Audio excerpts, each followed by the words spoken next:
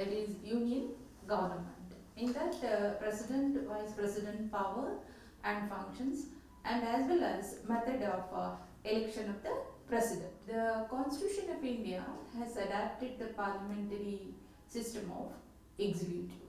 Like all parliamentary system in the world, India's parliament is bicameral. The lower house is designated as the House of People or Lok Sabha. The upper house as the Council of State. The two houses along with the president constitute parliament. All these three organs are essential to the process of legislation by parliament. The two houses of parliament in India is different from each other in many respects. They are constituted and entirely different principles, and from a functional points of view also. They do not enjoy a co-equal status. Article 52 of the Constitution of India says that there shall be a President of India. He is the head of the state.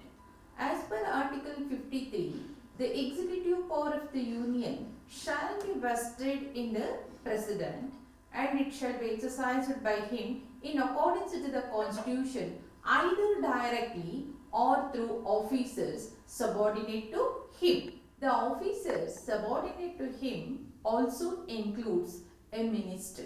The expression executive power is not defined in the Constitution, but Article 73 defines that executive power of the Union extended to the matters with respect to which the Parliament has authority to make laws. Executive authority is an authority to carry out executive function of the government. It is one of the function of the executive to execute the laws also. So we should know that what do you mean executive function?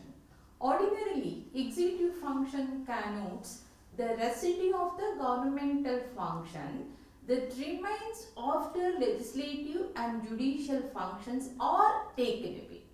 Broadly speaking, executive function comprises both determination of a policy as well as carrying it into execution. In Ram Javaiya Kapoor versus State of Punjab, Supreme Court also finds it difficult to explain the context of executive function. Court has observed that it may not be possible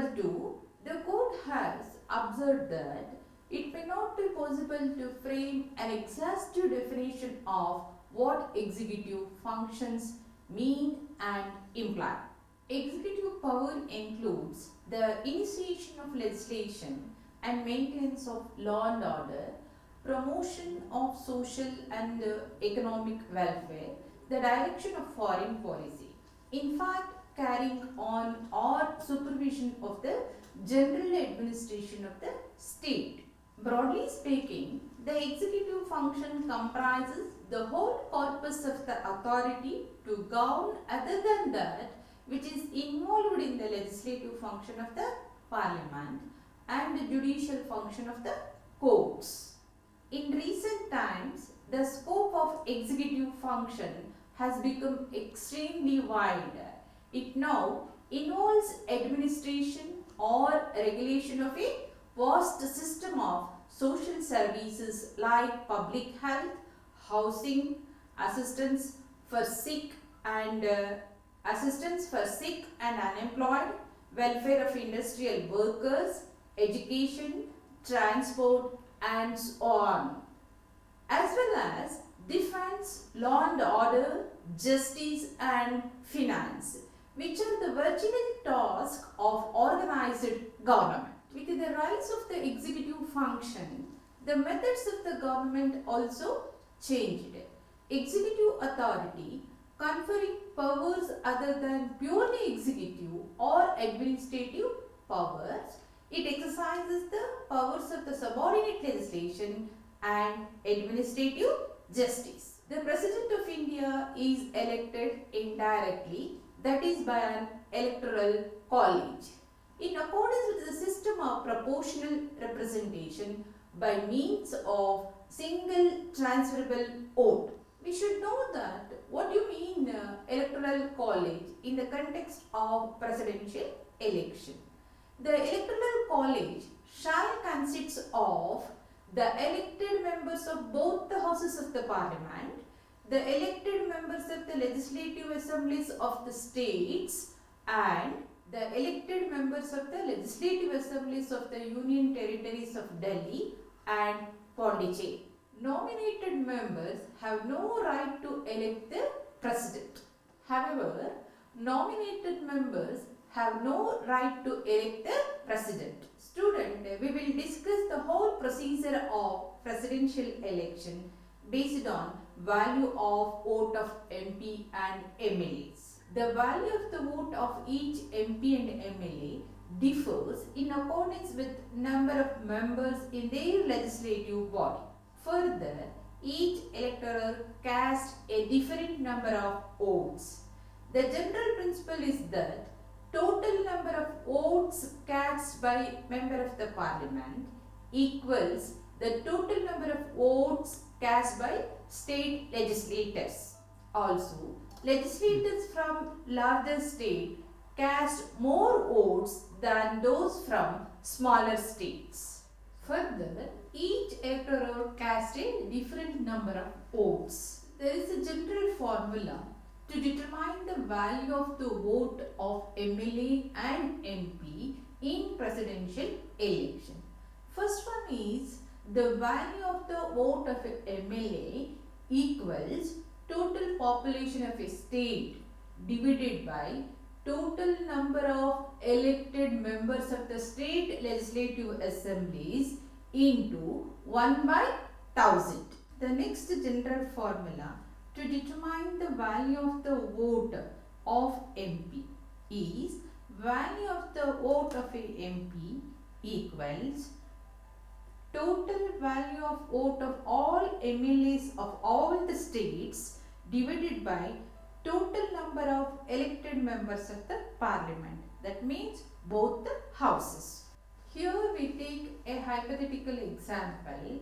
Means if there is a total population of 50 lakhs in a state and there are 100 elected MLAs. In that circumstances, the votes of each MLA shall be 50 lakhs divided by 100 into 1 divided by 1000 equals 50. That means 50 is the value of a vote of each MLA. For example, during 1969 presidential election, the total number of votes assignment to all the members of the assemblies of a state came about 4,30,847. These votes were to be divided by the total number of seats in two houses of the parliament. That is 4,30,847 divided by 748 equals 576. Value of votes assigned to every elected member of both the houses of the parliament was 576. According to our constitution, the election of the president must be held in accordance with the system of proportional representation by means of single transferable vote, vote being by secret ballot. This principle always goes with multiple member constituencies. The system of indirect election was criticized as falling short of democratic ideals underlining universal adult franchise. But indirect election was supported and finally decided by the framers of our constitution. Under the system of responsible government or parliamentary form of the government, real power would vest in the Council of Ministers. So, it would be anomalous to elect the president directly by the people without giving real powers. we coming into the concept of qualification to become a president.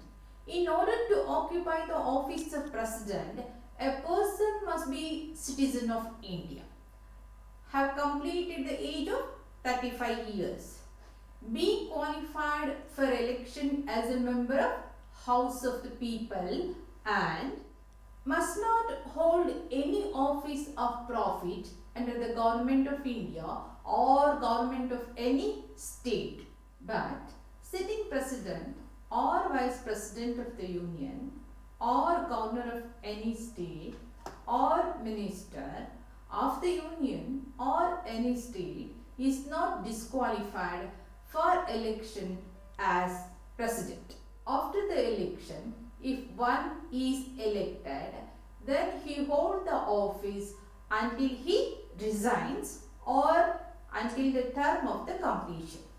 It is also essential condition that the president cannot be a member of either house of the parliament or a house of legislature of any state.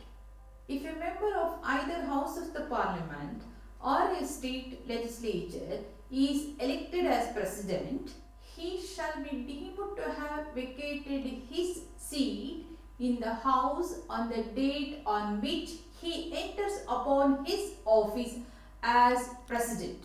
The normal tenure of the office of the president is 5 years and he is eligible for re-election. A vacancy in the office of the president may be caused due to the following reasons, that is, on the expiry of his term of 5 years, or by his death, or by his resignation, or on his removal by impeachment. In case of death, resignation or removal, the vice president shall discharge the duties of the president until a new president is elected. If both the offices are vacant, the Chief Justice of India shall act as the President of India until election is held. We should know the procedure of impeachment. An impeachment is a quasi-judicial procedure in Parliament. Either Lok Sabha or Rajya Sabha may prefer the charge of violation of Constitution before the either house. A resolution containing a proposal is moved after 14 days notice in writing, signed by not less than 1/4 of the total number of members of that house, and resolution then passed by a majority of not less than 2/3 of the total membership of the house. Then president have the right to appear and represented at that investigation.